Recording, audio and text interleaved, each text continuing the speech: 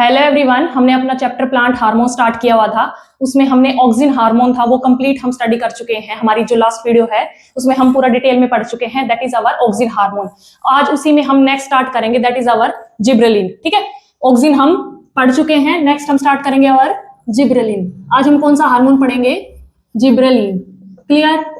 Gibberellin क्या करता है? जिब्रेलिन जो हार्मोन है वो प्लांट की जो हाइट है उसको इंक्रीज करता है, उसको ड्वार्फ नहीं रहने देता। ठीक है, छोटा नहीं रहने देता प्लांट को, उसकी जो हाइट है उसको इंक्रीज करने में हेल्प करता है। कौन? हमारा जिब्रेलिन। ठीक है, इसको फर्स्टली डिस्कवर किसने किया?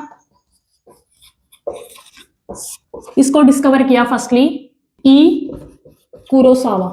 ठीक है, ये एक साइंटिस्ट हुए। इन्होंने क्या देखा कि जो प्लांट है, कौन सा प्लांट? राइस का, है ना। राइस के प्लांट पे क्या देखा इन्होंने कि जो राइस का प्लांट है वो जो अपनी उसकी नॉर्मल लेंथ रखती है उससे काफी ज्यादा लंबा हो गया, हाइट में काफी ज्यादा इंक्रीज हो गया। कौन? जो राइस का प्लांट था।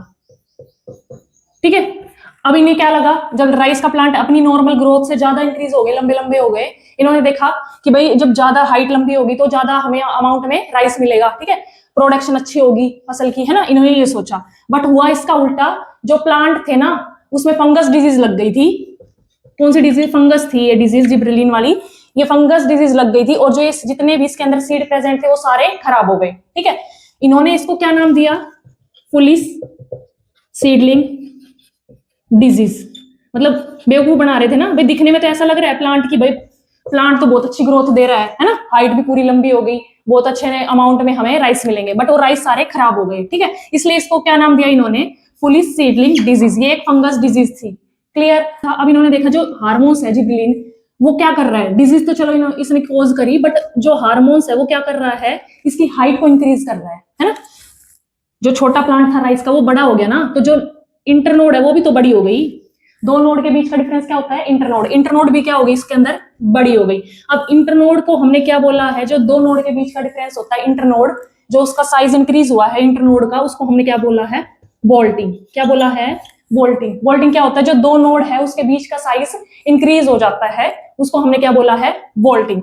अब जो ये जिब्रेलिन हार्मोन है ये क्या क्या करता है? एक तो ये लीव्स, फ्रूट, है ना, प्लांट, इसकी पूरी ग्रोथ को इंक्रीज करता है। मतलब आप देखते हो एप्पल फ्रूट, उसका साइज इंक्रीज होता है ना, पूरा फुल्ली डेवलप होता है एप्पल का साइज। वो किसकी वजह से होता है? जिब्रेलिन की वजह से ही होता है। ठीक है, एप्पल का साइज इंक्रीज हो गया।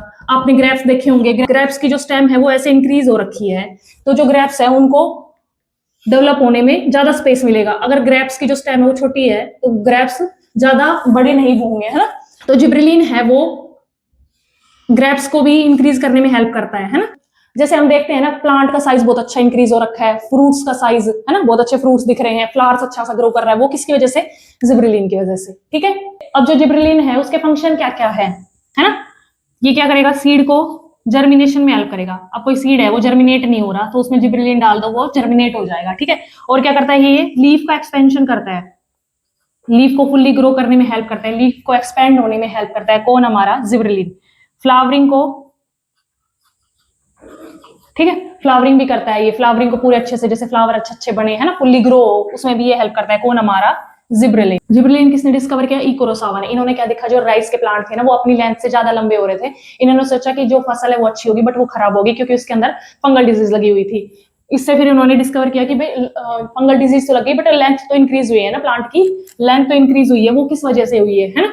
तो इसमें क्या क्या होता है? लीव्स, फ्रूट, प्लांट ग्रोथ, ये सारे किसके अंदर इंक्रीज होते हैं? जिब्रेलिन की वजह से ये सारी चीजें प्लांट में इंक्रीज होती है। ओके, और जैसे एप्पल का साइज हो गया, है ना, और जो शुगर केन हो गया, शुगर केन है तो उसका जो इंटरनोड होती है ना, रस वाला पार्ट होता है, ये इसकी नोड हो गई शुगर केन की, है ना, दोनों साइड। और ये जो बीच वाला पार्ट है ये भी लोंगेट किसकी वजह से होता है? जिब्रेलिन की वजह से। इसका फंक्शन क्या क्या है? सीड को जर्मिनेट होने में हेल्प करता है। मान लो कोई सीड है वो जर्मिनेट ही नहीं हो रहा, तो उसके अंदर जिब्रेलिन डाल दो, वो जर्मिनेट हो जाएगा। लीफ को एक्सपेंशन, लीफ मान लो स्मॉल है तो उसको थोड़ा अच्छे से एक्सपेंड होने में कौन हेल्प करेगा? हमारा जिब्रेलिन। और फ्लावरिंग में भी कौन हेल्प करेगा? जिब्रेलिन। ठीक है, क्लियर यहाँ तक? नेचुरल जिब्रेलिन कहाँ देखने को मिला? जो मेज होती है ना, मक्का, नेचुरल जिब्रेलिन कहाँ देखने को मिला? ये मेज का प्लांट था। ठीक है, ये अपने नॉर्मल साइज से इंक्रीज हो गया। ठीक है, इसके अंदर हमें क्या मिला देखने को? Natural gibberellin. ओके, ठीक है। प्लांट का साइज इंक्रीज करा देता है, स्टेम का साइज इंक्रीज करा देता है, ये हमारे प्लांट को ड्वार्फ नहीं रहने देता, छोटा नहीं रहने देता है। कौन? जिब्रेलिन। अब अल्फा अमाइलेज टेस्ट किया गया एक। अल्फा अमाइलेज टेस्ट में क्या होता है, जो स्टार्च होती है सीड के अंदर, जो स्टार्च होती है वो किसके अंदर कन्वर्ट होगी? माल्टोज। माल्टोज से फिर माल्टोज से ग्लूकोज, ग्लूकोज से एटीपी बनती है, ठीक है। जो सीड था उसके अंदर स्टार्च भी तो प्रेजेंट होता है, वो किस में कन्वर्ट होगा? माल्टोज। माल्टोज से ग्लूकोज, ग्लूकोज से क्या बनती है? एटीपी, है ना। तो ये क्या है यहाँ पे? अल्फा अमाइलेज एसिड, ठीक है। ऐसे ही 100 ऑफ वेराइटीज होती है किसकी? जिब्रेलिन की, है ना। जिब्रेलिन जो हार्मोन है उसकी 100 ऑफ वेराइटीज होती है। उसको हमने कैसे डिस्कवर किया हुआ है, क्या नाम दिया उनको? ZA1, ZA2 ऐसे दिए हुए हैं। बट जो मोस्ट कॉमन यूज होता है हमारे एग्रीकल्चर में वो है ZA3। इसको हम बोलते हैं जिब्रेलिक एसिड, ठीक है।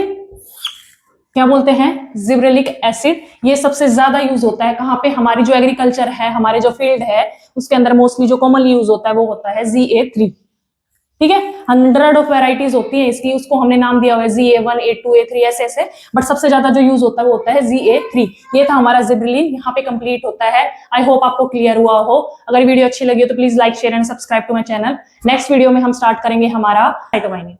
Thank you.